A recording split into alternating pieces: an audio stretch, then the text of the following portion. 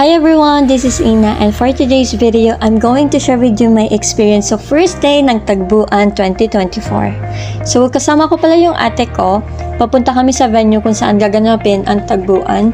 And last year, naganap yung Tagbuan sa City Hall and sobrang nag-enjoy ako dahil madaming mga food stall and I was able to get to know other people then. Tapos makikita mo talaga na people were enjoying which was nakakahawa. Like pag nakikita mo yung ibang tao na they are enjoying their food, tapos yung music, nakikipag-socialize sa iba, you will feel happy then. Ewan ko kung ako lang ba yung naka-experience nun. So anyway, crowded nga lang before dahil malate yung space sa City Hall para i-accommodate lahat. Pero ngayon, as you can see, malaki na yung space. Pero kung papansinin din ninyo, parang ang konti lang ng tao compared before.